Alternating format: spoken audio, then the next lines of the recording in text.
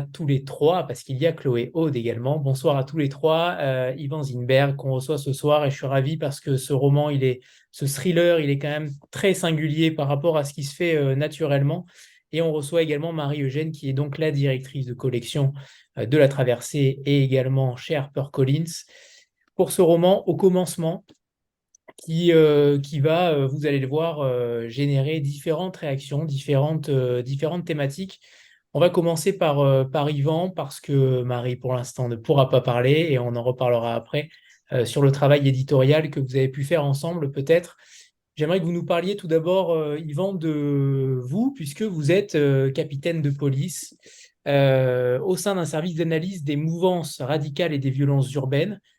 C'est un vaste sujet de tout temps. On a l'impression que ces sujets-là sont plutôt éternels et on parlera peut-être de ce schéma répétitif, constant dans la société auquel vous allez devoir faire face et vous avez déjà fait face à cela. J'aimerais que vous nous parliez de votre métier, de votre premier métier en tout cas, puisque le métier d'écrivain est peut-être venu, il me semble, un peu plus tôt que la fonction de police. J'aimerais que vous nous parliez d'abord de ce métier-là, de ce métier de capitaine de police qui est, j'imagine, si difficile aujourd'hui à exercer. Oui, alors bonsoir à tous. Donc en effet, c'est un métier qui n'est pas simple tous les jours, particulièrement ces derniers temps et ces dernières années. Pour ma part, j'ai commencé dans la police par un service judiciaire. Donc j'étais dans une brigade des stupéfiants pendant plusieurs années dans la région de Strasbourg, à Strasbourg. Ensuite, je suis allé en voie publique. Donc, je m'occupais des unités de terrain donc, qui interviennent à l'intérieur des villes et qui travaillent dans la rue. C'est toutes les voitures de police qu'on peut voir au quotidien dans les rues de nos villes. Et ensuite, j'ai enchaîné par un service d'analyse, puisque c'est ce que je voulais faire dès le départ, de l'analyse euh, sur divers sujets. Actuellement, je suis dans un service d'analyse généraliste qui s'intéresse aux mouvances radicales. Donc, c'est effectivement très, très vaste. C'est par exemple l'islamisme radical, mais ça peut être l'ultra-droite aussi. Donc c'est davantage du travail de réflexion et d'analyse que du travail de terrain pour ma part.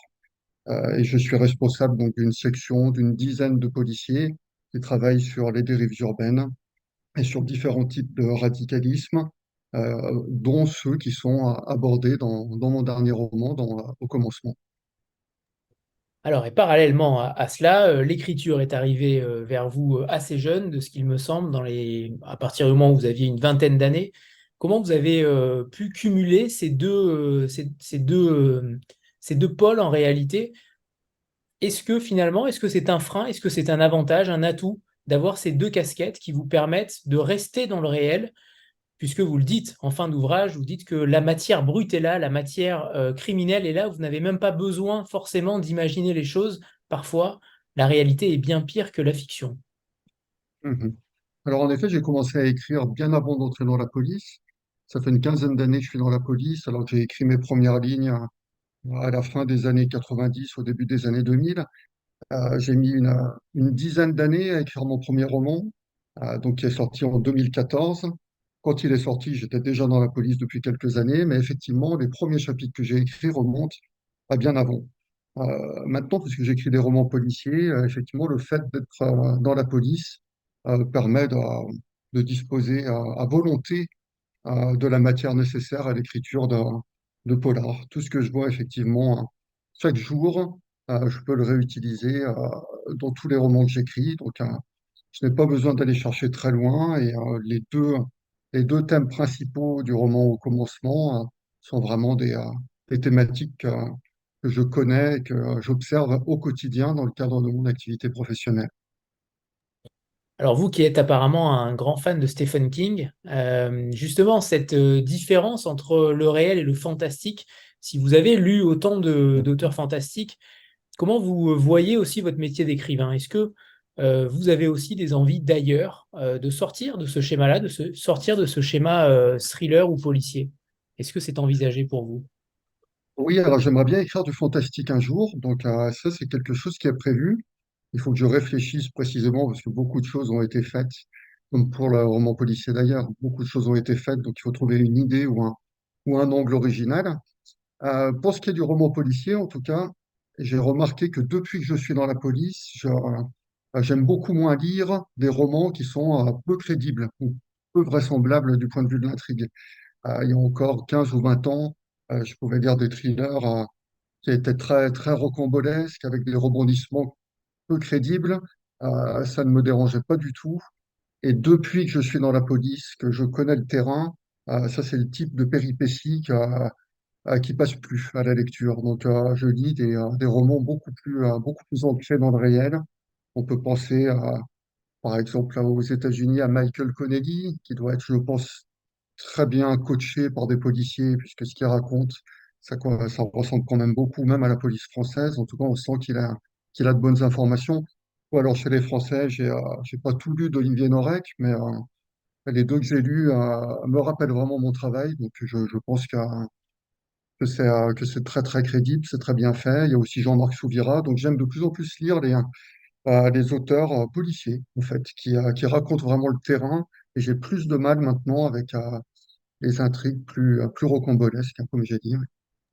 Est-ce que pour vous d'ailleurs, quelle est la principale qualité d'un thriller? Est-ce que finalement c'est le style? On sait que pendant des années, depuis déjà quelques temps, le style commence à revenir un petit peu en force dans le thriller et le policier, alors qu'à une certaine époque, l'intrigue seule comptait. Pour vous, est-ce que c'est l'intrigue qui est au centre du débat? Est-ce que le style doit aussi avoir son enjeu, son impact? Alors pour moi, le style est fondamental et j'aspire à terme, hein, je pense qu'avec ce cinquième roman, je suis pas encore au niveau de ce que j'aimerais faire sur le long terme, mais j'aimerais vraiment, oui, arriver à un style qui soit, je dirais, de bonne qualité, hein. Je ne veux pas dire un style classique, mais j'aimerais un style plus qu'un bouquin purement fonctionnel, purement basique du point de vue de la rédaction. J'essaye depuis mon premier roman de bien écrire, mais je sais que je peux m'améliorer. Et ça, c'est quelque chose d'important. Je sais qu'un certain nombre d'auteurs ne jurent que par l'intrigue et que par surtout la chute finale et le twist final, qui est surtout ce qui va rester dans la tête la plupart du temps du lecteur. Mais moi, au-delà de ça, j'aime quand un livre est bien écrit et qu'on sent que l'auteur a travaillé sur les mots. Parce que je suis un amoureux des mots. D'ailleurs, dans mon travail de policier au quotidien, je rédige des rapports et des notes toute la journée. Donc, en fait, je suis déjà dans la rédaction et dans l'amour des mots et dans le choix des mots. Et je vois assez vite maintenant quand un roman a été écrit, certains sont même, je trouve, moi, écrits à la truelle, quoi, avec beaucoup d'adverbes, beaucoup de répétitions, trop d'épithètes, enfin, quantité de petites choses qu'on peut surveiller, qu'on peut corriger à la relecture. Donc ça, j'ai fait attention. Je suis pas encore au niveau où j'aimerais être, hein. Quand je relis mes textes, je vois des choses que je réécrirai plus du tout de la même façon, mais sur le long terme, j'espère que je vais m'améliorer. Et pour moi, le style est aussi important que l'intrigue, clairement. Est-ce que vous vous permettez comment dire, des chemins de traverse quand vous écrivez des rapports ou pas? Qu'est-ce que vous entendez par chemin de traverse? Des chemins de romancier.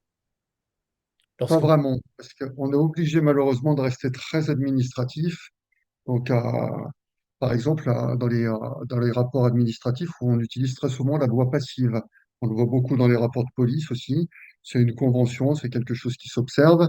Et en termes d'écriture romanesque, c'est exactement le contraire qu'il faut faire. Donc, ce sont deux exercices différents, mais c'est toujours le plaisir de chercher la phrase qui va bien sonner, le positionnement de la ponctuation et des virgules au bon endroit, la bonne musicalité, et puis surtout la concision, c'est quelque chose que j'essaie d'améliorer de livre en livre aussi, éliminer un maximum de mots inutiles, par exemple privilégier les constructions directes avec un COD à une construction indirecte à COI, ce qui permet par exemple d'économiser une préposition, ça paraît bête, mais on gagne un mot, et si on fait ça sur l'ensemble du texte, sur 300 pages, on a un niveau de concision qui permet une lecture plus agréable, et c'est quelque chose que j'essaye de respecter au maximum.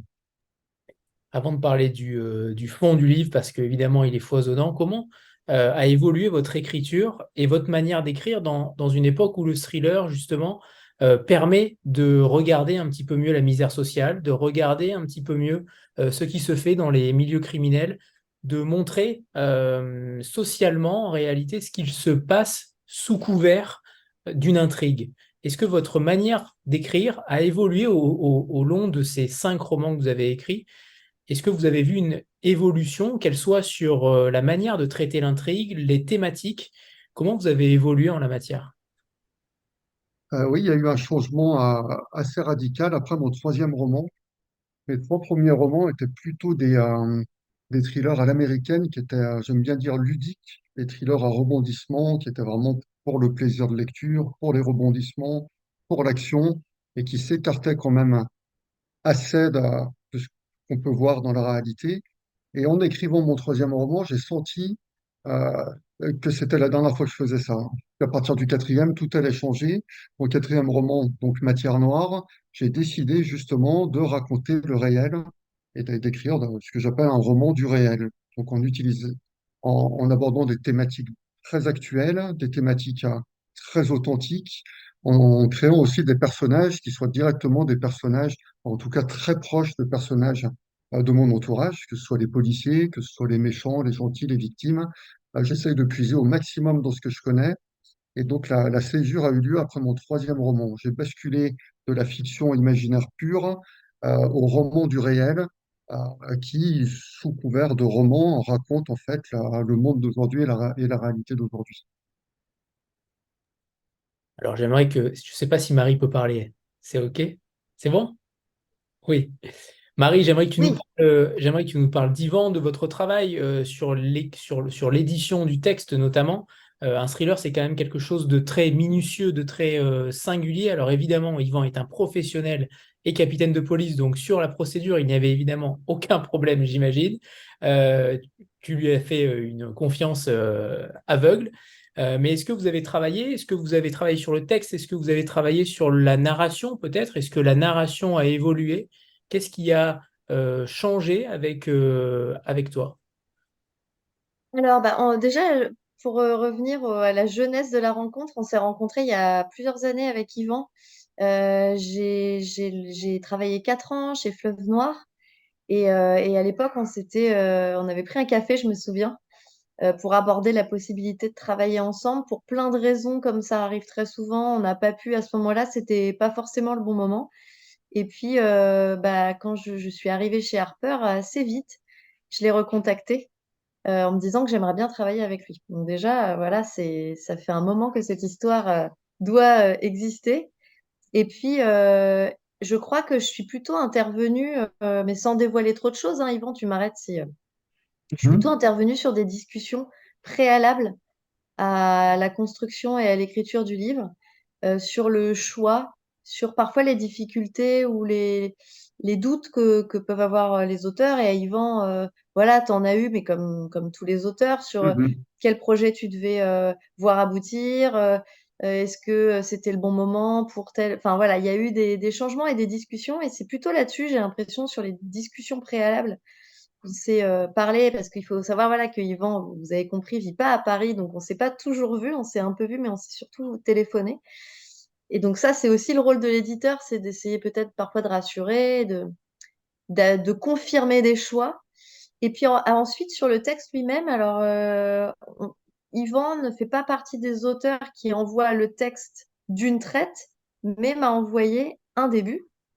Arrête-moi si je me trompe ou si tu veux ajouter quelque chose, hein, Yvan.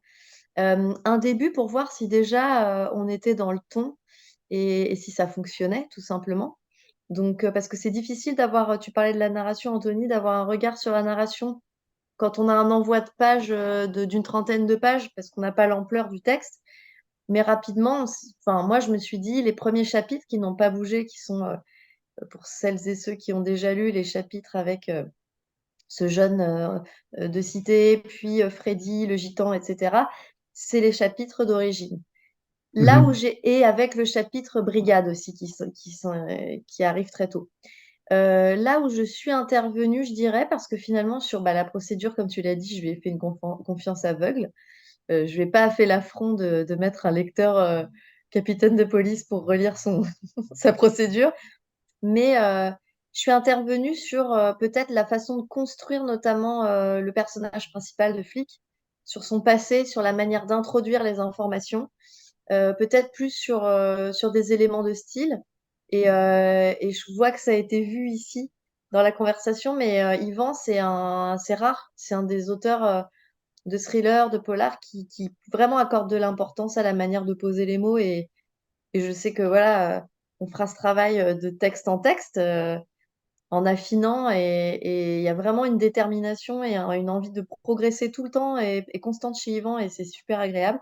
Donc mon apport, il a été aussi peut-être un peu là-dessus, sur la manière d'amener le dialogue, de pas donner trop les infos d'un coup, de diluer, etc. Sur la structure, la narration, le rythme, très peu de choses. On s'est dit à un moment donné qu'il y avait quelque chose à resserrer, mais je veux pas trop en dévoiler, mais sur le premier, on va dire, la première partie de l'intrigue, sans trop en dire. Mais ça a été un travail plus d'orfèvre qu'un véritable chantier. Je tiens à le dire, puisque non, mais voilà, parce qu'Yvan est modeste et va dire, je suis, t'es pas content de ce que tu fais globalement en cours de travail, euh, alors que c'était un texte qui avait déjà, enfin il y avait des idées fortes, il y avait une fin absolument folle, des sujets différents. Moi, il y a un sujet, bah, ça je peux en parler, mais que je trouvais intéressant dans le texte, et je pense que le travail, on a aussi affiné là-dessus. C'est le sujet vraiment du mal-être policier, quand même. Et voilà, mon apport a été plus dans l'orfèvrerie que dans une idée d'un editing pelleteuse.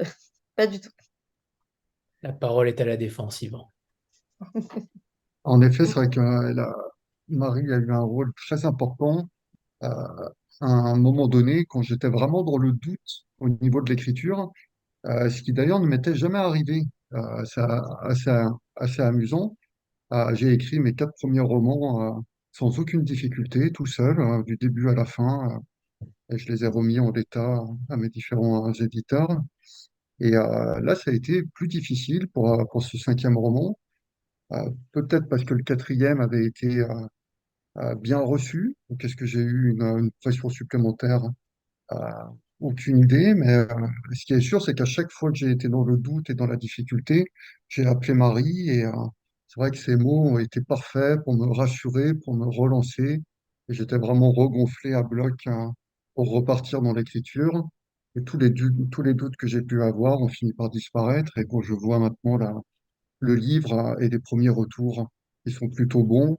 Je me dis que le rôle de Marie a été déterminant, et Marie, je t'en remercie encore. Mais non, mais non, mais merci, Yvan.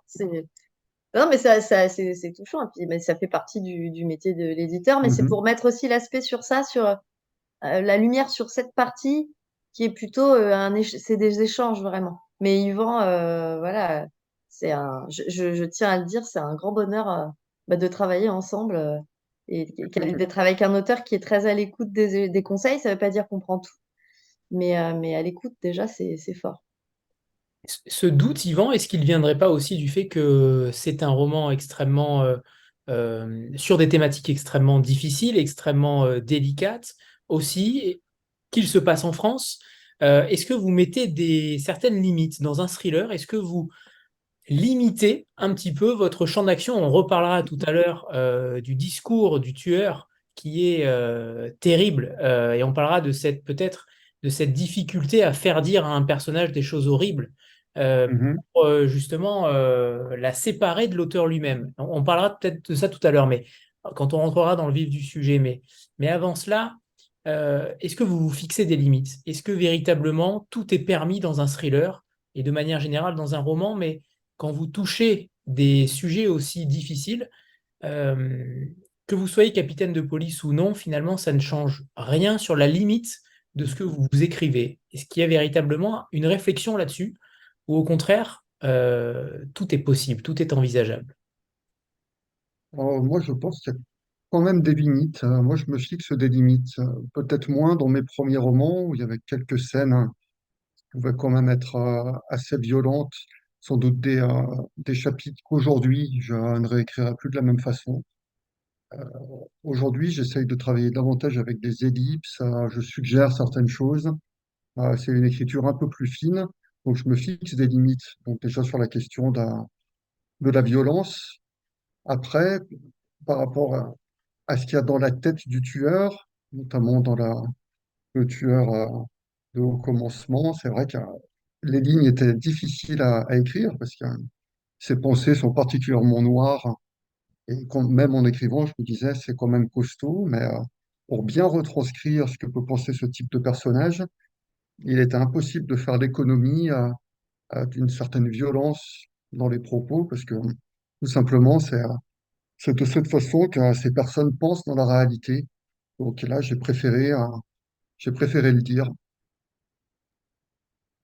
Alors, on va parler de la première intrigue, de ce début, au commencement, de Magali Obadia, prostituée de confession juive, d'Osman Shakiri, dealer de 16 ans, Freddy Weiss, plâtrier gitan, Jean-Pierre Heurté, sans emploi homosexuel, qui sont abattus donc par un tireur sur un scooter qui pourrait laisser penser qu'il s'agit du même mode opératoire qu'un certain Mohamed Merah, une sorte de copycat.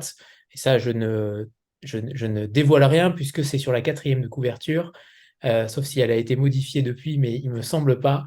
Euh, comment l'idée jaillit? Puisque finalement, en tant que romancier et en tant qu'enquêteur, il y a toujours ce petit détail, cette petite révélation, et vous le dites, à un moment donné dans le livre, cette lumière qui jaillit lorsqu'une information fait basculer dans la révélation, que ce soit finalement un romancier ou un enquêteur, il y a ce petit point de déclic, ce point d'ancrage qui fait basculer quelque chose dans la noirceur ou dans la lumière. Quel a été votre déclic pour créer ces personnages-là qui ont été donc abattus dès le début par ce tueur? Je repensais à l'affaire Mohamed Merah, tout simplement, de 2012.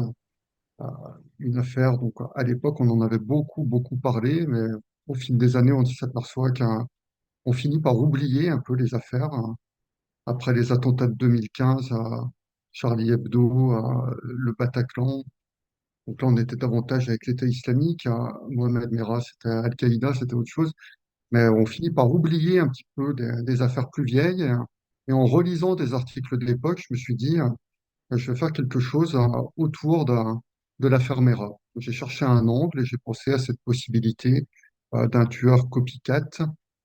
Et j'ai mêlé ça avec une autre idée que j'avais eue, mais qui correspond en fait à la fin de l'histoire. Donc ça, je ne peux pas dire quelle est l'idée en question. Mais donc j'ai mêlé deux idées que j'avais en tête, deux concepts, toujours avec le même objectif, qui maintenant est une obsession pour tous mes romans, c'est d'écrire une histoire qui soit crédible, qui soit ancrée dans le réel, à laquelle on puisse croire, avec presque l'impression pour le lecteur d'être avec les policiers, avec les personnages, d'être presque dans la vraie vie.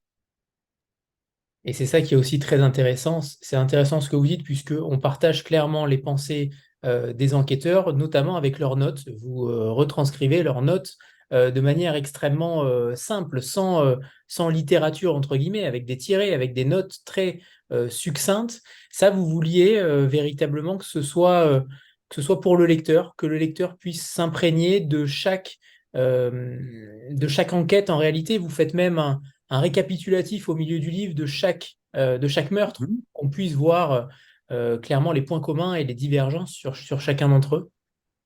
Oui, ça, c'est des petits artifices d'écriture que j'ai toujours aimé utiliser au fil de mes romans. J'aime des coupures de journaux, des listes, sur un tableau blanc, là, comme c'est le cas dans ce roman. J'aime bien varier les types de textes. Il peut y avoir, oui, des extraits de journaux, un extrait de journal intime. Enfin, ça peut être très, très varié.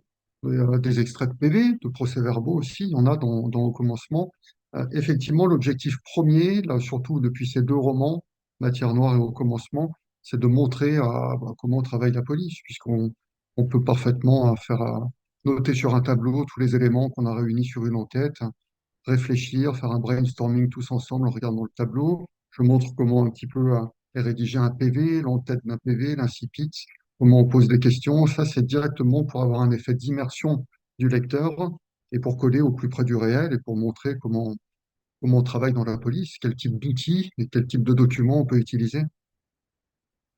Est-ce que c'est aussi pour gommer une sorte de zone d'ombre? On parle beaucoup de la police constamment, tous les jours pratiquement, et finalement, est-ce qu'on sait véritablement, est-ce que le public sait comment travaille la police? Est-ce que c'est aussi pour combler ce manque parce qu'on apprend beaucoup de choses quand on ne connaît pas forcément les arcanes de ce système-là. J'imagine que certains lecteurs ont beaucoup appris, que ce soit sur les différents services, que ce soit sur la rivalité entre certains groupes, que ce soit sur la manière de procéder à n'importe quel acte d'enquête. Est-ce que finalement c'est aussi pour combler ce manque-là? Oui, c'est aussi pour combler ce manque et puis essayer d'apporter quelque chose de plus par rapport à ce qu'on peut observer dans la production littéraire policière. La majeure partie des auteurs ne sont pas policiers. Donc, moi, quand je l'ai dit, je vois ce qui peut manquer, par exemple, ce qui peut être approximatif. Donc, ça, c'est le moyen, donner tous ces détails, c'est le moyen d'apporter plus de crédibilité et de montrer vraiment des choses. Si on n'est pas policier, on ne peut pas le savoir. D'ailleurs, je répète souvent que même pour parfaitement retranscrire une ambiance de brigade ou de groupe, euh, à l'écrit, si on n'est jamais passé dans la brigade en question, euh, on va, f- on va forcément oublier quelque chose ou être même un petit peu approximatif. Il faut vraiment avoir bossé dans le groupe en question, pouvoir le raconter avec précision. Et même moi, en étant policier, je sais qu'en décrivant un groupe criminel du 36 rue du Bastion, donc un endroit où moi, personnellement, je n'ai jamais travaillé, il va forcément y avoir quelques manques ou quelques erreurs. Et ce n'est pas très grave, à 90 ou 95%, ça, ce sera la réalité. Mais c'est tellement précis, c'est tellement technique la procédure, que si on ne passe pas dans le groupe ou dans le service en question, il est impossible de le retranscrire à la perfection. Mais en tout cas, je fais le maximum pour essayer de combler le manque qu'il peut y avoir en général dans les romans policiers. Anne, c'est à toi. Bonsoir. Alors, vous venez en partie de répondre à ma question parce que je me demandais si votre volonté, même de façon involontaire, c'était de témoigner ou si c'était pour vous aussi une façon peut-être en mettant sur le papier ce que vous vivez et qui, je pense, n'est pas particulièrement drôle. Enfin là, 4 meurtres, même si vous le dites, ils sont inspirés seulement de la réalité, ça existe. Est-ce que c'est aussi une façon pour vous d'exorciser, de vous soulager? Ça, c'est la première chose que je voulais vous demander. Et la deuxième chose, c'est que je voulais vous demander si, donc vous êtes en activité, est-ce que vos collègues, vos partenaires de travail vous lisent? Et est-ce que pour eux aussi, c'est important justement de savoir que quelqu'un comme vous peut témoigner de leur quotidien? Alors, c'est exorcisé, je ne pense pas que l'écriture, en ce qui me concerne, puisse trouver une explication de ce côté-là. Moi, c'est plutôt ce que j'expliquais au début, c'est l'amour des livres, c'est l'amour des mots, c'est l'amour de l'écriture, le roman policier, parce que j'en ai lu beaucoup, et j'adore les polars, hein. Je lisais beaucoup de Michael Connelly, de Robert Grace, de Jonathan Kellerman, de Chris Carter aussi, qui est moins connu. Donc c'est plutôt ces auteurs, quand j'avais une vingtaine d'années, qui m'ont passionné. C'était du polar californien pour la plupart, qui m'ont donné envie d'écrire. Et aujourd'hui, je suis policier, j'écris. J'ai pas vraiment l'impression que ce soit un moyen de devoir exprimer quelque chose qui me gênerait ou non, il y a rien non, je ne pense pas. Après, quelle était la deuxième question? Je crois que je l'ai oubliée malheureusement.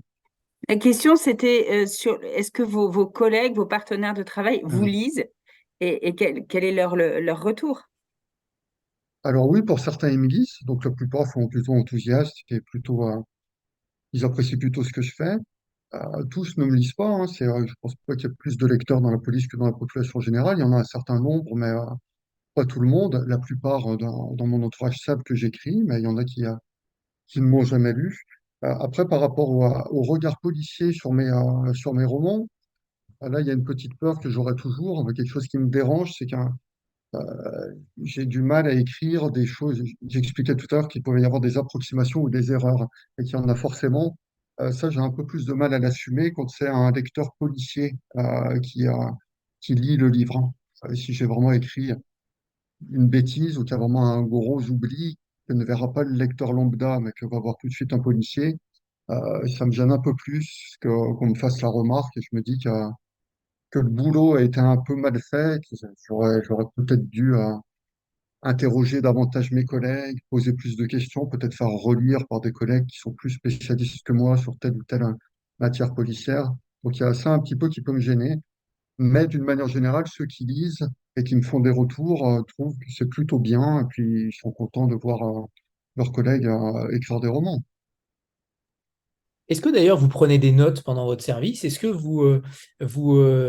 votre matière littéraire s'imprègne tout au long de votre journée? Et est-ce que vous vous dites, ça c'est une bonne idée, ça je vais le noter, ça je vais l'écrire?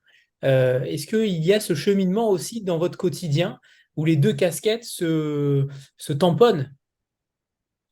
Oui, oui, je note beaucoup de choses dans mon téléphone. J'aime bien notamment demander aux anciens policiers, ceux qui ont 30 ou 35 ans de carrière, de me raconter leurs anecdotes de l'époque. Ça, c'est quelque chose que je demande assez souvent. Je note tout pour ne rien oublier. Et après, j'aime bien reglisser les anecdotes dans le roman. Et souvent, comme c'est des vieilles histoires, ça me permet souvent aussi de montrer l'évolution de la police, de montrer ce que pouvait être la police avant et de montrer quelle a été son évolution jusqu'à aujourd'hui, puisqu'on a quand même affaire à des polices assez différentes. Alors justement, c'est en effet, comme le disait Marie, c'est un sujet très important dans ce roman-là aussi, c'est la dureté d'être flic, que ce soit les divorces qui en sont souvent les conséquences, les sous-effectifs, la pression politique, le secret de l'enquête et la gestion des médias qui évidemment n'est pas respecté la plupart du temps, et en même temps tous ces succès qui sont un petit peu passés sous silence et les échecs qui sont souvent pointés du doigt. J'aimerais que vous nous parliez de cette dureté-là au quotidien. On a l'impression qu'il y a finalement très peu d'avantages, très peu de choses positives dans la police, que ce soit à travers ce roman-là ou avec d'autres éléments, mais finalement, comment on peut trouver de la lumière en travaillant au quotidien dans un univers aussi sombre, aussi en difficulté? Est-ce qu'il y a un petit peu de lumière dans ce que vous exercez aussi au quotidien et à travers ce que vous écrivez? La plupart des policiers rentrent dans la police par vocation. Donc, à la base, il y a quand même cette motivation qui va perdurer pendant des années. Et malgré tous les écueils et toutes les difficultés, la plupart des policiers vont tenir le coup et vont continuer à exercer leur métier avec passion. On peut toujours trouver des motifs de satisfaction, de belles affaires réussies, des personnes arrêtées et condamnées, des personnes qui ont été sauvées, des personnes qui ont été aidées. Euh, donc on peut se satisfaire, on peut voir une certaine forme de lumière. Mais il n'empêche qu'au quotidien, d'année en année après année, c'est un métier qui pèse énormément. Moi, j'ai remarqué me concernant que j'arrivais beaucoup plus facilement il y a quelques années à déconnecter du travail quand je rentrais chez moi le soir ou pendant les vacances par rapport à maintenant. Je trouve ça plus difficile. Donc, est-ce qu'au fil du temps, il n'y aura pas un phénomène d'usure qui fait qu'on encaisse plus ou moins bien les difficultés du métier? C'est possible. Moi, personnellement, j'adore mon métier. Je le ferai jusqu'à la retraite, je pense, mais je ne m'imagine pas prolonger jusqu'à 67 ans. Je crois que la limite d'âge, c'est 67 ans. Je pense que je partirai en retraite dès que je pourrai partir en retraite, parce que j'ai déjà vu pas mal de choses.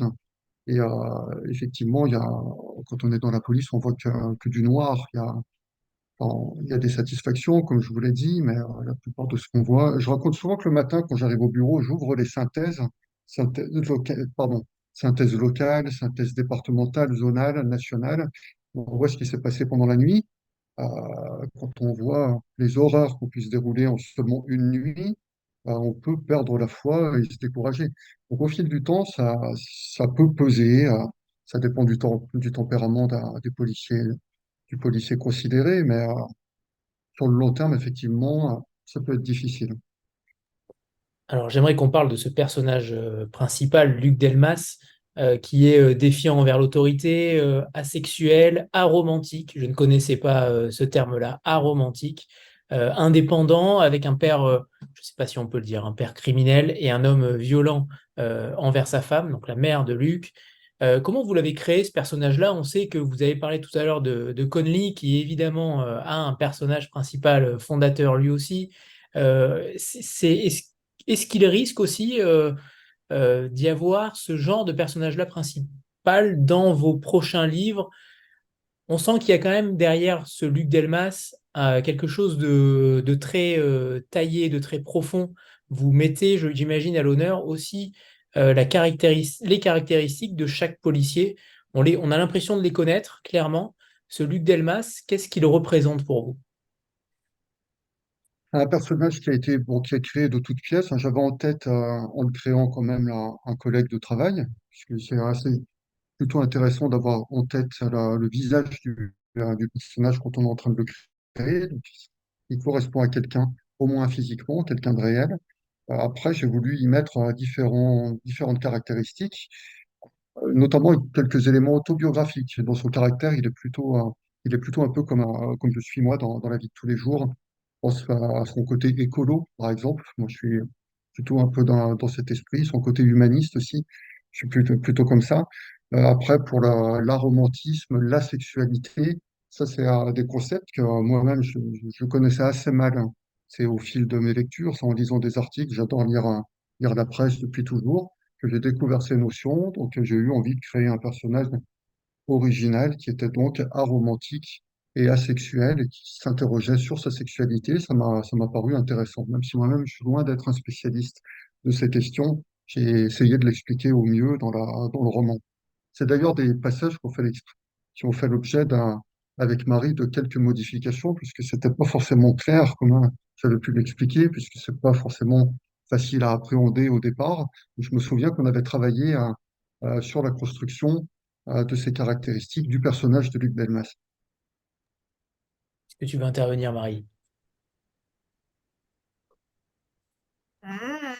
Oui, bah c'est en fait ça fait partie des éléments qui m'ont intéressée dans la construction du personnage principal de ce livre, c'est que je trouve aussi que même si on le dit de thriller en thriller, ah, il y a les poncifs du flic alcoolique qui a perdu un enfant, sa femme, etc.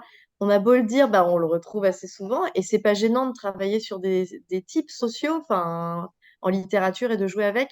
Mais là, je trouvais aussi intéressant de développer ce personnage de cette manière sans aller dans un développement trop précis, parce que c'est pas l'objet du livre, mais d'aborder cette question de sa solitude, en fait, parce qu'il est question de ça. En dehors même de l'aromantisme et de la sexualité, c'est un personnage très seul et qui est aussi un type social et qui représente bien, je pense, j'imagine, je suis pas une spécialiste non plus, mais ce que peut être un flic et ce que peut être une vie de flic qui oblige à la solitude. Donc c'est aussi, j'ai trouvé qu'il y avait quelque chose de sensible. En fait, je trouve que Yvan a une sensibilité assez différente de ce qu'on peut lire, en tout cas, du côté du polar français. Et c'est ce qui me plaît. Et oui, on a travaillé un peu ces passages, notamment chez la psy.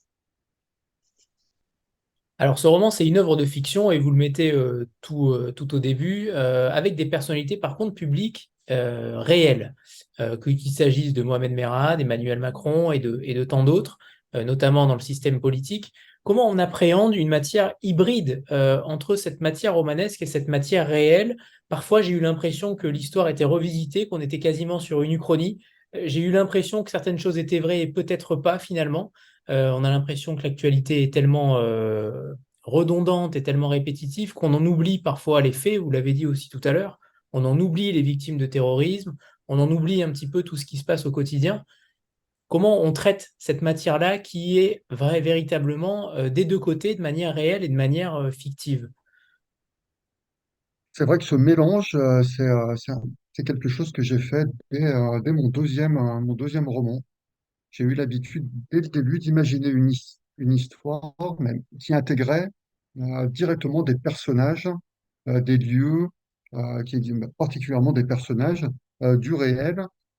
J'ai poussé l'exercice au plus haut niveau dans mon troisième roman, Miroir obscur, où sont carrément toutes les victimes du tueur en série sont des personnalités réelles. Les jumelles Olsen, par exemple, qui sont tuées l'une après l'autre.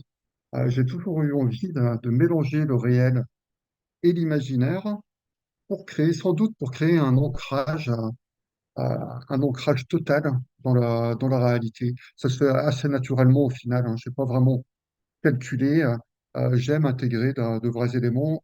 Très souvent, je raconte de petites anecdotes, des affaires policières connues ou moins connues, qui sont authentiques, qui permettent d'illustrer le propos. Je le fais dans presque tous mes romans. Et au final, on se retrouve donc avec des romans un peu hybrides. Certains lecteurs disent qu'ils ont eu l'impression de lire un thriller documentaire, qu'ils étaient à la fois dans un documentaire, à la fois dans un thriller.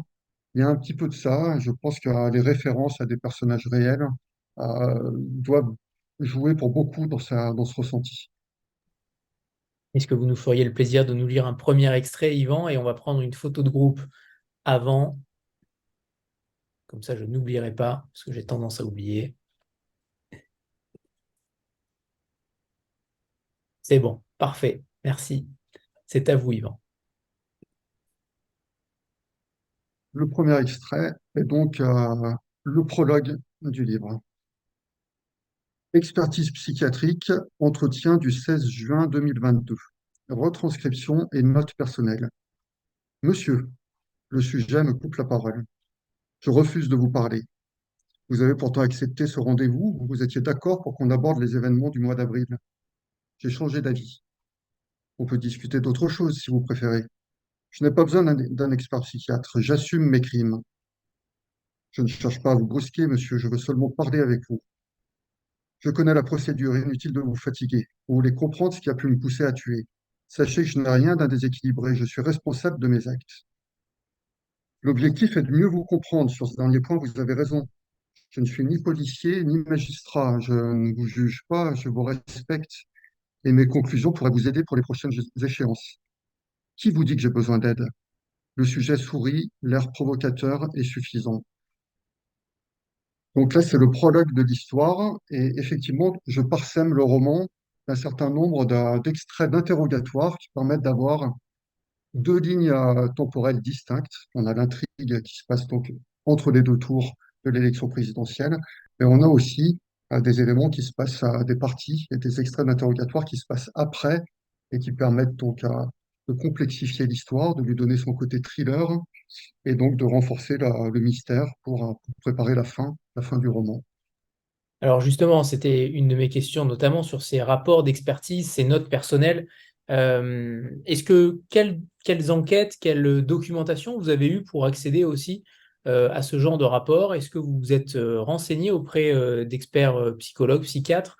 Comment vous avez travaillé la matière puisque le thriller est vraiment parsemé? Alors, il n'y en a pas non plus tant que ça hein, sur 300 pages, mais ça arrive évidemment à chaque fois au bon moment. Ça nous donne un petit peu l'eau à la bouche à chaque fois. Ça nous laisse croire qu'il s'agit d'un personnage et finalement, ce ne sera pas lui. Bref, vous les mettez évidemment au bon moment à chaque fois sans en dire trop. Et justement, cette matière-là, c'est une sorte comment dire, de palier que vous faites franchir à votre lecteur. C'est pour aussi l'exciter un petit peu. Oui, oui, oui, c'est le côté thriller, là. Je dis souvent que moi, j'aime faire des romans qui soient un tiers de thriller, un tiers de roman policier, un tiers de roman noir. Donc, le roman noir, ce serait plutôt pour le réalisme des personnages, les thématiques abordées, l'ancrage social. Le roman policier, c'est vraiment l'aspect enquête, procédure, mystère à résoudre. Et il y a après le côté thriller. Et le côté thriller, c'est plus le suspense, c'est la recherche de tension, la recherche de frisson et la complexité.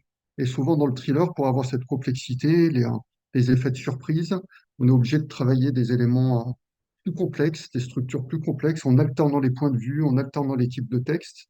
Et là, en glissant à intervalles de temps réguliers des extraits d'interrogatoire, ça permet de créer un mystère supplémentaire. Ça implique le lecteur qui va être mis dans une certaine position, une position qui sera sans doute amenée à évoluer quand le lecteur arrive à la fin de l'histoire, bien sûr.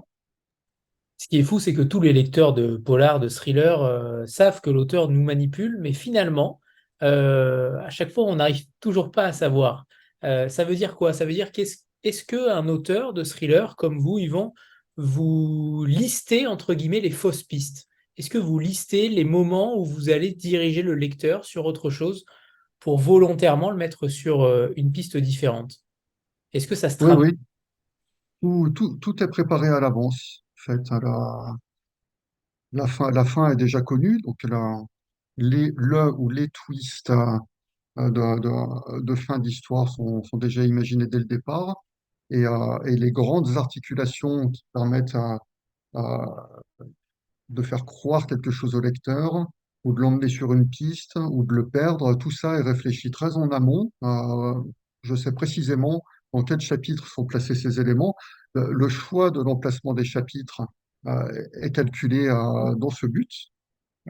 Et les révélations et les informations qui arrivent sont aussi, leur ordre est parfaitement calculé pour que l'effet de surprise fonctionne et que pour le lecteur soit scotché au moment où je le veux. Donc tout ça est prévu en amont. C'est vraiment un plan détaillé en fait, avec, je m'en éloigne assez peu. Je peux éventuellement changer quelques petits éléments à la marge, mais qui ne concernent pas le squelette global de l'histoire et certainement pas les grosses articulations de thriller qui permettent justement d'avoir ces effets de surprise.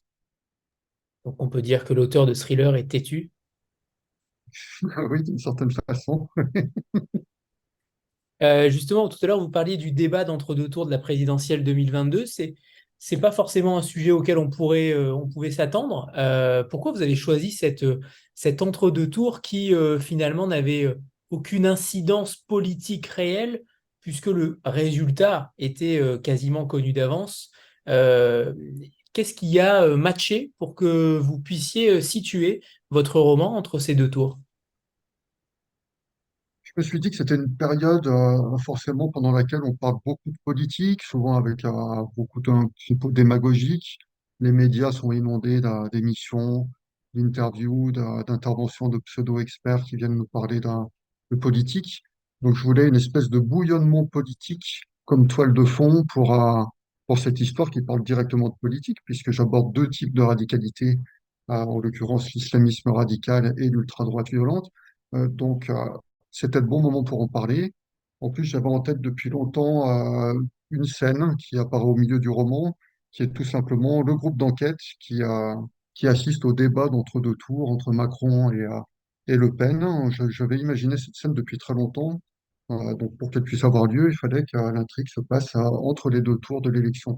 Et puis, ça crée une tension supplémentaire, vraiment un contexte, une toile de fond qui soit assez forte, avec un résultat du dimanche soir, même si on pouvait deviner qui allait gagner l'élection. Il y avait quand même un certain suspense. On attend un résultat, comme on attend un petit peu la fin du roman.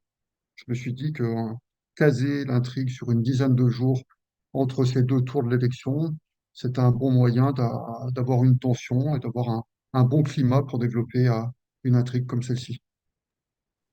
J'ai lu notamment que, en préparant la rencontre, que vous vous étiez inspiré d'un célèbre tennisman que apparemment moi seul connais, je pense ici, c'est Marcelo Rios, qui a inspiré un de vos personnages dans vos premiers romans. Est-ce qu'il y a Absolument. est-ce qu'il y a d'autres originalités dans celui-ci? Est-ce que vous vous êtes inspiré de tennisman? J'imagine que non, je pense que ça arrive qu'une fois, mais est-ce que vous êtes inspiré d'autres personnalités publiques pour vos personnages? Alors, dans celui-ci, il faut que je me creuse. Il faudrait que je pense à chacun d'entre eux, parce qu'effectivement, pour chaque personnage, l'idée peut venir il peut avoir la tête d'une célébrité, il peut avoir la tête d'un collègue de travail. Moi, comme je le disais tout à l'heure, je vais plutôt piocher dans des gens de mon entourage que je connais. C'est vrai que j'avais oublié, oui, c'était dans mon roman Étoile morte, Marcello Rios, c'était en fait le sosie d'un des deux policiers, mais c'était un Marcello Rios qui était beaucoup plus gros, hein, parce qu'il avait des problèmes de poids, cet enquêteur, mais par contre, il avait bien la même tête que Marcello Rios, mais bon, je pense que ça ne doit pas parler à grand-chose, à grand monde. Pourtant, il a été numéro un mondial, je crois, Marcello Rios. Il faudrait Très peu. vérifier, mais Oui, je tout à crois fait. qu'il l'a été. Très peu de Et, temps sans avoir gagné de Grand Chelem. pardon? Sans avoir gagné de Grand Chelem. Une première. Et donc oui, alors dans mon commencement, est-ce qu'il y aurait une célébrité? Non, je crois que je revois mon groupe d'enquête. Les différents policiers du groupe d'enquête sont inspirés de personnes très précises. Par exemple, il y a un personnage, la procédurière, qui s'appelle Guigui, qui est une policière qui va bientôt partir en retraite, qui a 56 ans. Celle-ci, c'est la sosie exacte d'une chef de brigade que je connaissais dans mon commissariat il y a quelques années. Elle est exactement pareille. Les traits très secs, la peau qui fume beaucoup de cigarettes, donc la peau très abîmée par le tabac, les traits un peu durs, tout en étant assez jolie au niveau du visage, une belle femme à l'origine. Et donc c'est exactement elle, donc c'est quelqu'un de mon entourage. Après des célébrités, il me semble pas, mais il faudrait que je reprenne tous les personnages, là je me rappelle pas, mais peut-être qu'il peut y en avoir, c'est possible. Maintenant qu'on a parlé de l'époque, j'aimerais qu'on parle du lieu, puisque vous n'êtes pas parisien, vous n'exercez pas à Paris.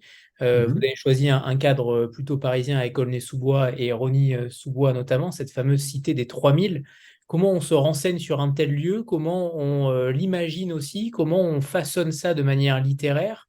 On l'imagine parfaitement quand vous l'écrivez, mais la genèse de ce lieu-là, comment vous choisissez aussi ces lieux qui animent les moments de tension de vos romans? Ah, là, j'ai choisi le 93, bah, déjà parce que dans la police, on connaît bien ce département. Moi, personnellement, j'ai jamais travaillé en région parisienne. Une quantité de mes collègues ont fait leur début de carrière à Paris. Beaucoup sont passés par le 93. On parlait tout à l'heure des anecdotes de carrière qu'ils peuvent raconter. Donc, ils parlent de leur travail et on sait ce qui se passe dans le 93. On sait que c'est un département qui se prête bien à la littérature policière, un département avec énormément de contrastes. J'ai réfléchi au tout départ, pour la scène, bah, c'est peut-être le deuxième extrait que je lirai tout à l'heure. Je voulais en tout cas un endroit qui soit un lotissement avec des gens du voyage sédentarisés. Je savais que ça existait en région parisienne, enfin, comme dans d'autres villes de France, et j'ai assez facilement trouvé le lieu dans le 93. Donc ça m'a facilité la tâche. Tous les personnages qui apparaissent et les situations pouvaient facilement se trouver dans un petit périmètre du 93.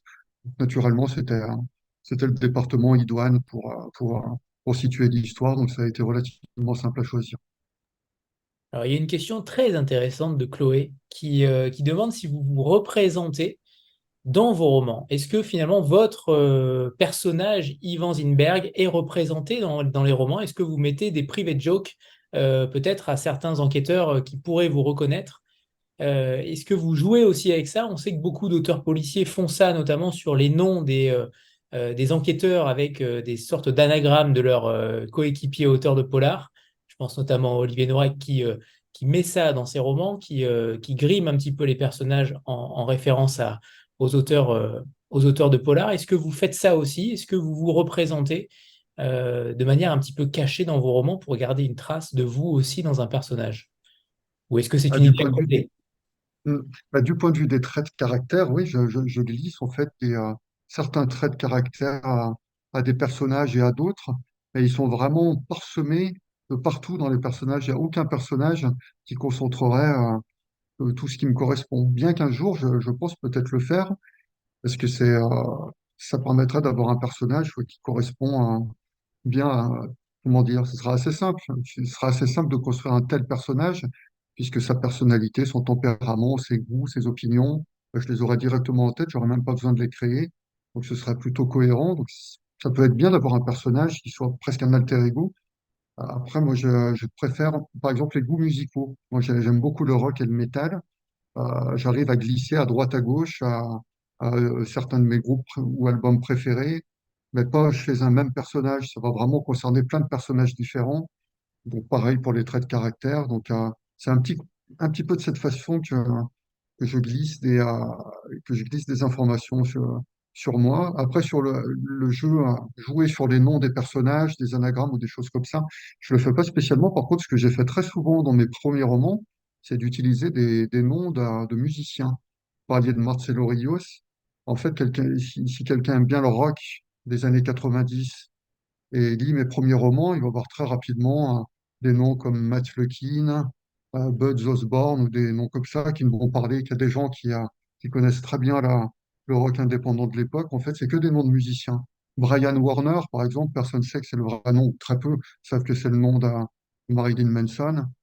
C'est le nom d'un des personnages de mes premiers romans. Très bien, très bien. Et Marie parle de Thierry Hazard. Thierry Hazard, oui, ah oui, bah, je sais pourquoi elle dit ça. C'est parce que quand je fais de temps en temps des karaokés, ce qui peut arriver de manière exceptionnelle, je prends toujours la chanson Le Jerk de Thierry Hazard, parce que je maîtrise bien les paroles. Et je la chantais beaucoup quand j'étais petit, donc je la maîtrise sur le bout des doigts. J'ai même pas besoin de regarder les paroles, je les ai déjà en tête. Une petite peau de banane glissée par Marie. Elle est très Mais belle. je vois ça, Elle est très ça se belle. paiera, ça Elle se est très paiera. belle. Il y a quelques années, alors je ne me rappelle pas de la date, mais vous avez écrit dans une interview ou dit, je ne sais plus, mais que vous comptiez élaborer un thriller dont l'intrigue se déroulera en France et sans policiers. Est-ce que c'est... Je ne crois pas que ce soit déjà le cas.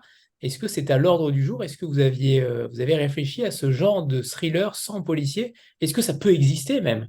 Est-ce qu'un thriller sans policier, ça peut exister? Ça peut exister si on s'écarte du genre thriller policier. Si on fait par exemple un thriller politique, on peut virer les policiers. Alors j'ai commencé à le faire avec mon quatrième roman Matière Noire, puisqu'il y a deux personnages principaux. S'il y en a un qui est bien policier, le deuxième en fait est un ancien policier.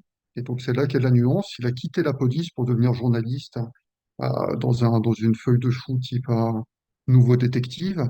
Et il enquête sur des faits divers à droite à gauche un peu partout en France. Donc là, il y a ce début d'idée de créer un personnage qui ne soit pas policier. Là, en l'occurrence, un journaliste qui a été policier dans le passé au sein des DRG, des renseignements généraux. Après, oui, je pense que je ferai un jour, juste pour le côté récréatif, il est possible que j'écrive, par exemple, un thriller qu'avec des voyous, d'avoir que l'autre côté du décor. Et là, pour le coup, j'aurais pas mal de choses à raconter, puisque là, les gardes à vue avec des trafiquants de drogue que j'ai pu faire, notamment au début de ma carrière, ont appris pas mal de choses sur la vie des voyous, des trafiquants, surtout ceux qui gagnent beaucoup d'argent. Et ça pourrait être très intéressant d'avoir un thriller avec que le point de vue des voyous, des trafiquants, des truands, et avec une police en toile de fond qui soit assez éloignée. Et là, je pense qu'on peut faire une histoire complète et plutôt intéressante. Tout à l'heure, je parlais des schémas répétitifs de chaque personnage. Est-ce que qu'il s'agisse de schémas familiaux, sociaux, culturels, c'est un roman sur cette répétition, sur le fait d'avoir une prédétermination de ce qu'il pourrait se passer aussi plus tard dans le futur. Pour n'importe lesquels des personnages, j'ai l'impression que il y a ce côté, cette récidive mentale, cette récidive criminelle, cette récidive violente. Est-ce que c'est quelque chose que vous constatez aussi au quotidien, que vous vouliez aussi mettre en avant? Est-ce que finalement on arrive à se sortir de schémas obscurs? C'est assez difficile, hein, se sortir d'un schéma obscur, en tout cas pour les personnages les plus malades du roman, dans le commencement. C'est des personnages qui sont perdus et qui ne sont, on ne voit pas comment, quand la radicalité atteint un certain niveau, je le vois moi quand je travaille sur l'analyse de la radicalisation au sens large, il n'est pas forcément facile de sortir quelqu'un de l'obscurantisme ou d'une vision du monde totalement biaisée. Donc, beaucoup de personnes peuvent se retrouver emprisonnées dans des croyances ou dans des visions du monde dangereuses. Après, pour ce qui est des personnes, ça c'est pour les méchants, entre guillemets, pour ce qui est des gentils, c'est autre chose. Oui, les policiers, bon, j'en parlais tout à l'heure, hein, arrivent quand même à sortir de la noirceur de leur travail sur leur temps libre. Ils ont aussi une vie privée qui, heureusement, n'est pas toujours aussi noire. Mais moi, je sais que personnellement, aujourd'hui, comme je le disais, j'ai toujours du mal à décrocher un peu du métier. J'y pense quand même un peu tout le temps, alors qu'avant, j'arrivais à décrocher plus facilement. Sandra. Bonsoir tout le monde, bonsoir Yvan, bonsoir Marie. Tout à l'heure, vous disiez, Yvan, que votre roman s'était d'abord inspiré de la lecture d'un article à propos, enfin d'articles à propos de Mohamed Merah. Euh, mais vous avez aussi, alors je vous ai pas encore lu, hein, mais vous avez aussi inclus, d'après ce que vous disiez, toute la difficulté aussi de la représentation du métier de policier, toute la difficulté que ça pouvait engendrer. Je voulais savoir à quel moment du processus d'écriture cette envie d'inclure justement cette représentation de la difficulté de ce métier est venue. Est-ce que c'était de suite? Dans quelle mesure pour vous c'était important? Et est-ce que c'était important aussi pour vous, pour le lecteur, c'est-à-dire est-ce que vous avez aussi cherché à sensibiliser le lectorat sur la difficulté d'un métier qui a pas forcément toujours bonne presse? Oui, alors c'est une bonne question, parce que je comptais dès le départ parler des difficultés du métier, mais j'avais pas forcément en tête euh, le projet de le développer de manière aussi importante. Et c'est vrai qu'au fil de l'intrigue, au fil de l'écriture et en parallèle de l'enquête policière, j'ai développé bien davantage cette question du mal-être policier, des dépressions qui peuvent exister des policiers peuvent être dépressifs, anxieux, beaucoup de gens qui sont en burn-out ou en arrêt de travail, c'est quelque chose d'assez fréquent. Et ça, je l'ai développé au fil de l'écriture. Et, euh, et en effet, j'avais envie d'en parler. C'était pour montrer que le métier est difficile et puis que les policiers sont des êtres humains comme les autres, bien loin des images et des caricatures euh, que je déplore hein, dans la presse ou dans la bouche de certains politiques. On entend des horreurs, des généralisations, des injures même de certains politiques, ce qui ne correspond pas du tout à ce que je constate moi dans la police. Hein. Si on parle par exemple du racisme dans la police, quand vous entendez certains hommes politiques, vous avez l'impression que tous les policiers seraient racistes. Moi, ma réponse à ça, elle est très simple. Je lui dis que de façon certaine, dans tous les groupes sociaux, il y a des racistes. Vous pouvez aller chercher n'importe quel groupe social, n'importe quelle corporation, euh, n'importe n'importe quelle ethnie, j'ai envie de dire, vous trouverez des gens qui sont racistes et une petite proportion d'ailleurs des gens qui sont racistes et qui n'aimeront pas d'autres personnes à cause de leur couleur de peau ou de leur origine. Dans la police, qui est un groupe social comme un autre, vous en trouverez, mais une petite partie, une toute petite partie. L'immense majorité des policiers ne sont pas du tout racistes. Et c'est assez malheureux, agaçant et même fatigant d'entendre, il faut le dire, ces âneries dans la bouche de certains politiques hein, qui voudraient nous faire passer pour des grands méchants, alors que sous certains aspects, moi par exemple, je suis persuadé d'être bien plus humaniste que quantité de ces personnes qui crachent sur la police. J'aimerais vous poser une question, Yvan, puisque l'univers est sombre, l'univers est noir. C'est une question que je pose à chaque invité chaque semaine. C'est l'état du monde. Comment voyez-vous l'état du monde dans 50 ans, en 2075, qu'il s'agisse de l'état de la police ou l'état du monde de manière générale? Est-ce que vous y croyez? Est-ce que vous voyez des possibilités de retour à quelque chose de plus simple, de plus noble, de plus lumineux? Comment vous voyez les choses d'ici 50 ans?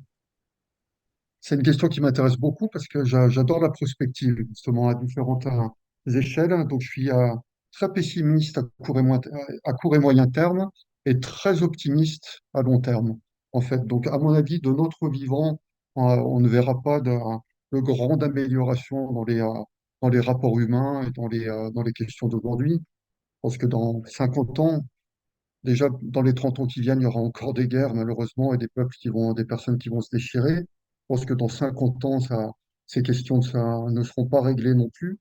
En revanche, si on se projette sur 200, 300 ou 400 ans, à mon avis, la société sera radicalement différente. Je pense que justement, les valeurs démocratiques, les valeurs d'humanisme seront au premier plan et je crois que les gens du futur nous regarderont même sans doute avec un peu de condescendance, et ils verront par exemple qu'on était extrêmement attaché à l'argent et au matérialisme. Ça a fait beaucoup de dégâts également à la religion. Et je pense que tous ces éléments, argent, religion, vont vraiment passer au second plan sur plusieurs siècles. Et je pense qu'on sera peut-être un peu la risée de nos descendants qui trouveront qu'on était vraiment pas très malin sous certains aspects. À court terme, par contre, j'ai pas beaucoup d'espoir.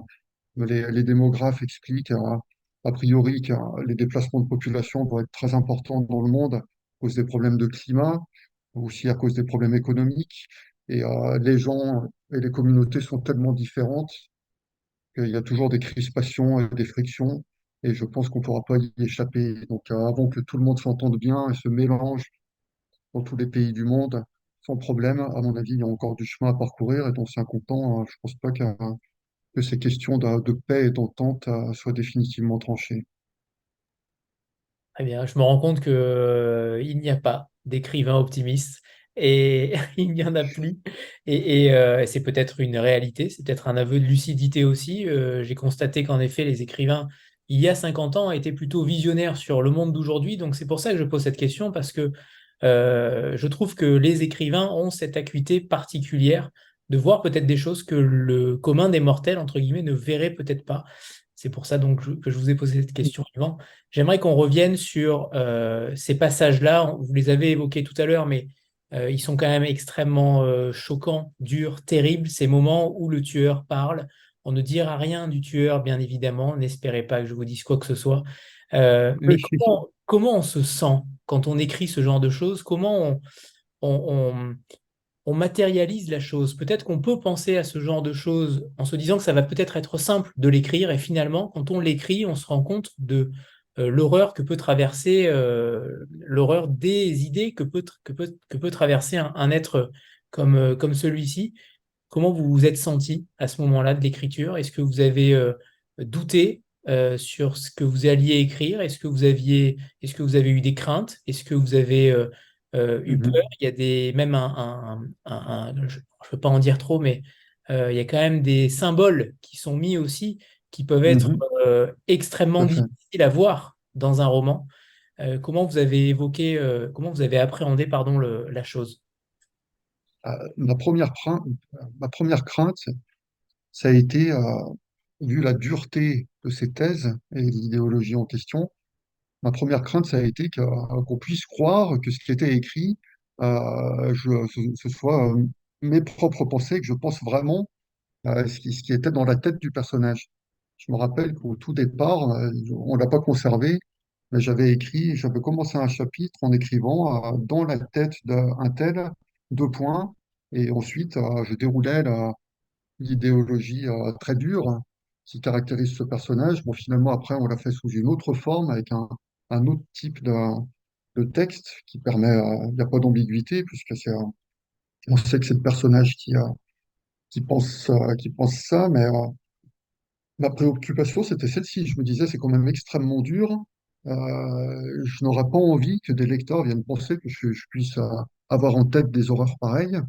Mais en fait, on voit très vite que ce qu'il a dans la tête, ce personnage, c'est des clichés qui sont extrêmement caricaturaux. Euh, donc, j'espérais. Est-ce que c'est vraiment caricatural? J'ai pas senti que c'était caricatural. J'ai au contraire senti que ça respirait la réalité.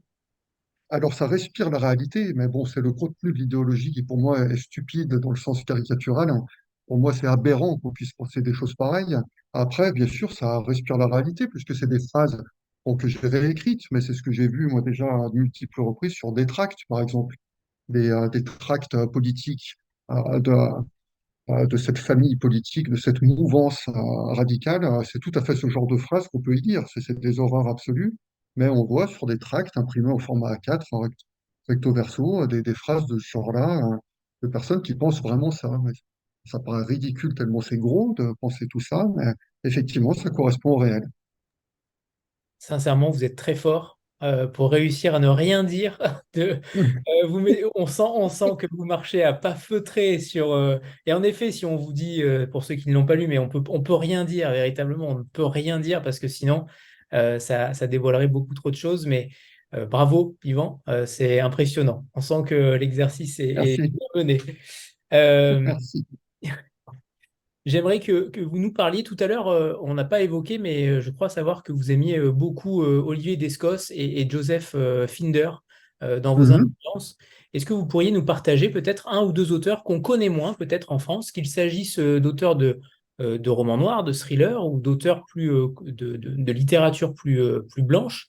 Est-ce qu'il y a un auteur que vous aimeriez remettre au goût du jour et qui est méconnu ou en tout cas qu'on ne verrait pas assez et qui a fonder peut-être votre parcours de lecteur ou d'auteur.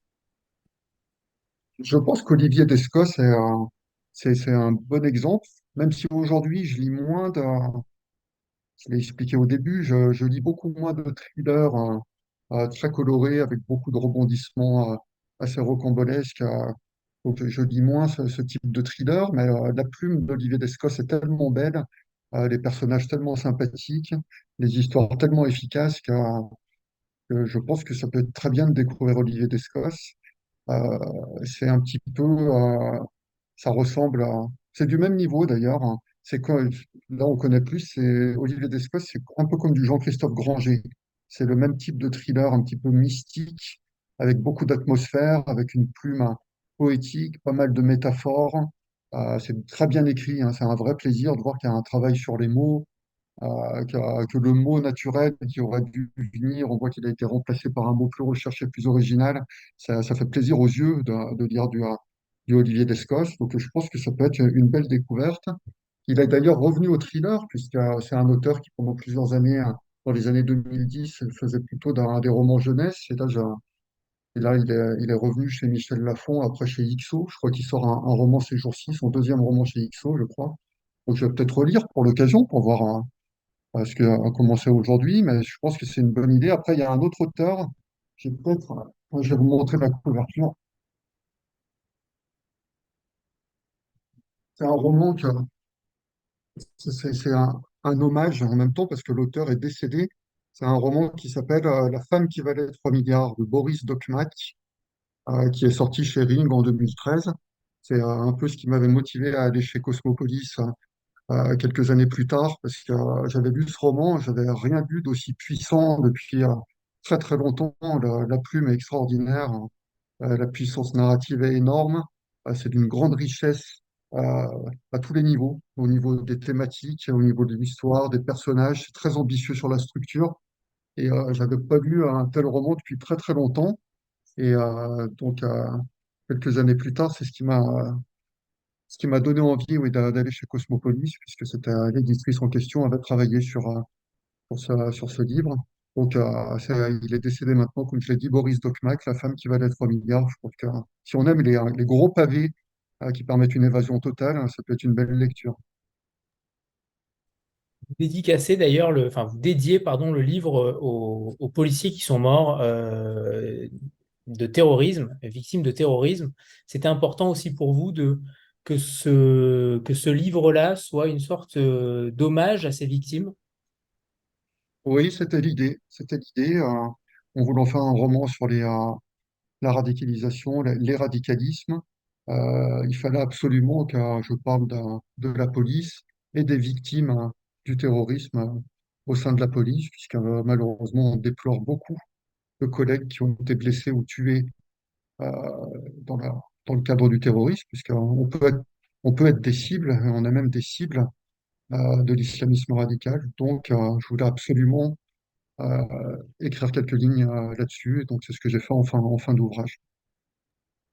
Alors j'aimerais que vous puissiez nous lire un deuxième extrait. Vous en avez parlé tout à l'heure, justement. Donc c'est le moment du deuxième extrait. Et si quelqu'un a des questions, c'est le moment juste après. Merci. Donc, c'est le chapitre 2. On est toujours au début du livre. Il est un petit peu plus long que le premier extrait. Freddy se réveilla en sueur, le soleil en pleine figure. Les rayons entraient largement par la fenêtre et illuminaient le petit espace. Il se releva de la mince couchette qui grinça sous son poids et découvrit l'or à son poignet. Il était à la bourre. Après minuit, il avait quitté le pavillon familial sur la pointe des pieds pour finir la nuit dans sa caravane, au fond du jardin. C'était son remède en cas d'insomnie, en plus du somnifère. Il dormait tellement mal depuis qu'il vivait ici. Le lotissement des Cerisiers avait été conçu pour ceux que l'État appelait administrativement les gens du voyage. Une soixantaine de maisons avaient poussé sur ce terrain vague, autrefois occupé par des caravanes entre le centre commercial Domus et la cité de la Boissière. Marié, père de 6 enfants, Freddy Weiss avait accepté l'idée de sédentarisation sous la pression de son épouse. Née à Rosny, lassée par la vie nomade, elle avait insisté pour s'établir aux Cerisiers avec ses cousins et cousines à proximité.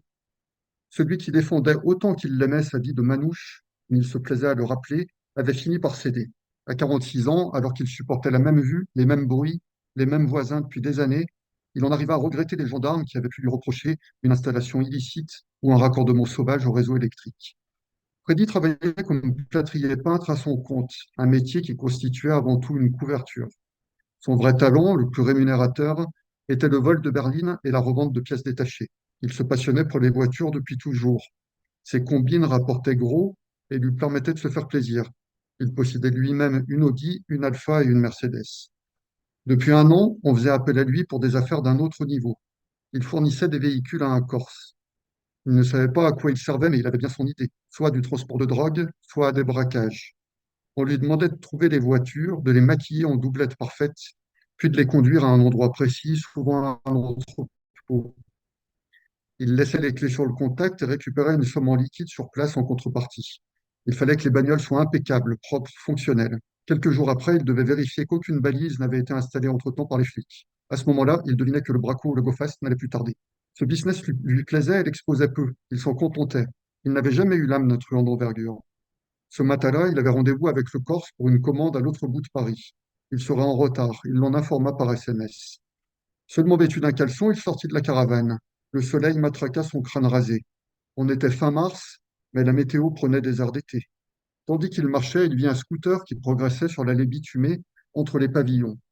Freddy s'apprêtait à rentrer chez lui quand le motocycliste s'arrêta à sa hauteur. Le type mit son deux roues sur béquille.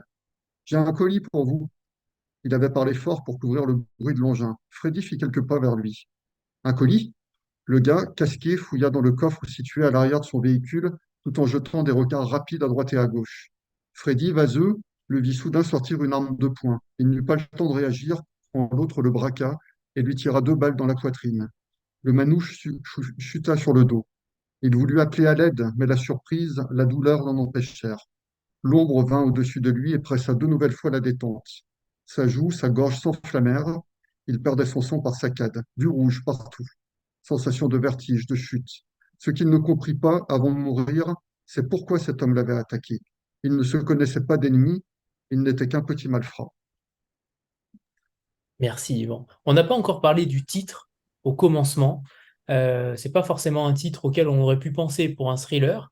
Comment est-ce qu'il y a eu des modifications de titre? Je sais que souvent les auteurs et les éditeurs discutent beaucoup sur les titres. Parfois l'auteur n'a pas d'idée sur le titre, ça arrive, et c'est l'éditeur Mhm. qui le trouve ou quelqu'un d'autre. Est-ce qu'il y a eu discussion sur ce titre-là? Alors, moi, je fais partie des auteurs qui n'ont jamais vraiment beaucoup d'idées pour les titres, hein. Je sèche souvent sur le titre.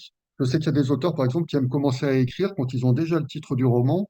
Et sans le titre, ils ont presque du mal à démarrer. Moi, c'est pas du tout ça. J'écris mon texte. J'ai un titre de travail, je peux en avoir d'autres. Ça change au fil du temps. Là, j'avais quelques idées qui me plaisaient moyennement. Et donc, je suis plutôt dû tourner du côté de Marie et d'Alexandre, son assistante. Et donc, elles ont proposé des titres, on a réfléchi, mais c'est pas moi qui ai trouvé le titre. Au commencement, c'est l'idée de racine. C'est l'idée de racine, d'origine. Qu'est-ce qu'il peut y avoir au début? Qu'est-ce qu'il peut y avoir à l'origine d'une dérive radicale? Donc, c'est un titre qui a plusieurs sens et qui va trouver son sens de différentes façons, puisque j'explore différentes radicalités dans le livre. Donc, c'est la source de cette radicalité qui est explorée et au commencement permet d'avoir cette idée d'origine. Merci Yvan. Alors, si quelqu'un a une autre question, c'est le moment. Sinon, j'aimerais bien qu'on parle aussi de la couverture, parce que cet homme-là, cet homme qui est qu'on voit très peu, hein, qui est au fin fond d'une une petite fenêtre, j'ai l'impression. C'est difficile de savoir. On a l'impression que c'est un grand immeuble d'une cité potentiellement, et cet homme-là est plutôt caché. Comment est venue cette idée de couverture aussi, peut-être avec Marie et Chloé, je ne sais pas. Est-ce que Marie veut vous parler de la couverture, peut-être? On en parle ensemble, tous les Oui. trois. Chloé, si tu as envie d'en parler aussi. Bah, en fait, tant pour le titre que pour la couverture, c'est dur de se renouveler en thriller. Il faut conserver à tout prix des codes, ne pas trop en sortir, et en même temps, on avait envie d'une singularité et de représenter, parce que dans ce roman, il est beaucoup question du béton, du concret béton. Enfin, vraiment, pour moi, c'est important dans le texte. Et tu parlais de rocambolesque, etc., Yvan, et je sais que tu souhaitais aussi sortir de ça avec ce nouveau texte. Et donc, Oui, tout tout à fait. l'enjeu, quand on a commencé à travailler cette couverture, c'était de dire le un tiers, un tiers, un tiers, c'était de dire, on va garder des codes thriller. Alors, ça se retrouve, par exemple, dans la manière de titrer et dans la graphie, en fait, du titre. On retrouve un aspect un peu sali, thriller, etc. Mais on avait aussi d'être sur de parler de l'aspect social de ce texte. Voilà. Donc, c'était tout l'équilibre qu'il fallait trouver. Cette couverture, c'est une des, je dirais, il y a eu une dizaine de pistes parce qu'il a été beaucoup question aussi de faire un zoom sur une visière, etc. Puisqu'avec cet homme, ce loup solitaire, il y avait quelque chose à faire. Et puis on se disait, bah non, en fait, c'est vu, c'est revu, c'est re-revu. Donc on a traité ça avec. C'est une couve qui est très typo quand même. Donc ça, c'est quand même un pari en fait pour le thriller. Et le titre, parce que je voulais revenir là-dessus. euh, il y a aussi dans la notion au commencement, on voulait aussi marquer la notion de tragédie, de fatum, de quelque chose qui est vraiment déjà écrit et annoncé le pire dans le titre. Donc voilà, la couve et le titre, ça a été travaillé comme ça, dans cet équilibre entre le polar et le thriller et pas complètement du côté du thriller. C'est intéressant parce qu'en effet, au commencement veut aussi dire que dans un thriller, c'est en principe la résolution de l'enquête, la résolution de l'affaire. Donc, vous prenez le parti totalement inverse pour parler de ça. Ça aussi, Oui, c'est une piste. Par- Yvan. Parfait. Yvan, oui, je ne sais pas si vous voulez intervenir sur.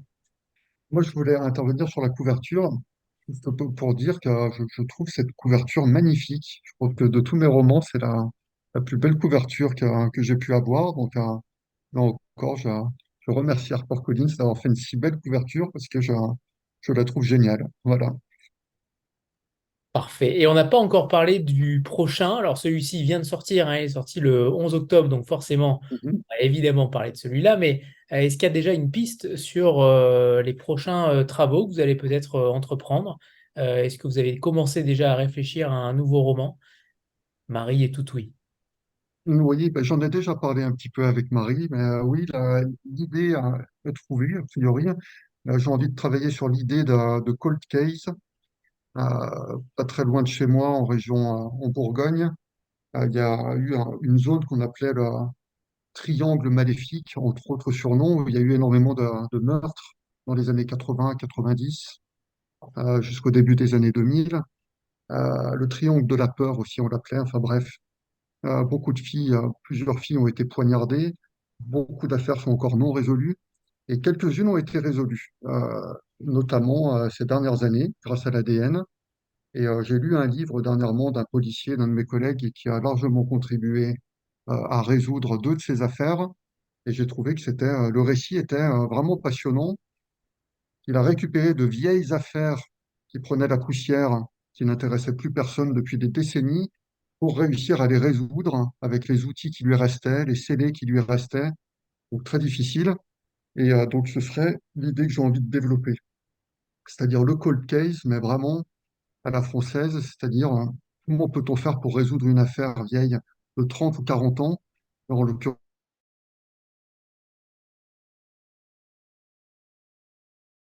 deux affaires, parce que dans le roman que je vais faire, il y aura peut-être deux cold cases. Comment est-ce qu'on peut faire pour aussi la souffrance des familles? Ça, c'est quelque chose, on en parle assez peu, mais une famille qui depuis des décennies doit accepter de ne pas savoir qui a tué un enfant, par exemple, c'est quelque chose d'épouvantable. Et souvent, ces familles se trouvent très, très seules. Elles sont un peu épaulées par leurs avocats, mais bref, c'est une situation très compliquée. Et ça, pendant notre décennie, elles souffrent de l'inertie de la justice, du manque de moyens, encore une fois. Et donc, c'est toutes ces questions que j'ai envie de traiter au travers toujours d'un mélange de thriller et de polar avec une belle intrigue à résoudre. Et toutes ces questions sociales et très actuelles, annexes, que je pourrais développer assez facilement, puisque là encore, il y a la matière qu'il faut. Eh bien, une fois de plus, c'est un renouvellement d'Ivan Zinberg, hein. On a l'impression que vous vous renouvelez à chaque fois. En tout cas, on a l'impression qu'il n'y a aucun repos sur ses lauriers. Ça, c'est impressionnant. Et on a Mhm. l'impression toujours d'avoir ce nouveau livre. Et ça, c'est plutôt, c'est pas toujours si fréquent dans ce monde de polar, de thriller. On a souvent l'impression que certains auteurs ne bougent pas de leur code et ne vont pas plus loin que leurs préférences littéraires. Donc merci Yvan, on est ravis. On est ravis de voir que ça va être un nouveau projet qui va être encore une fois très différent. Il est temps de vous remercier tous les trois et tout le monde. Marie, c'est toujours un plaisir. Yvan et Chloé, évidemment, qui m'a... Maigre contribution.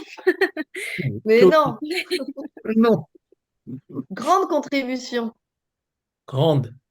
Merci, Et merci, merci Anthony merci à à merci toi Anthony, tous les merci trois. beaucoup. de nous accompagner. Toujours, Merci. je serai là. Merci à tous. Au revoir tout Merci, le monde, bonne merci, bonne soirée. soirée. Et longue Merci à vie, tout Au le revoir. monde. Au et revoir. longue vie, et Au longue vie au revoir, pouvoir. merci. Au revoir. Au revoir tout le monde.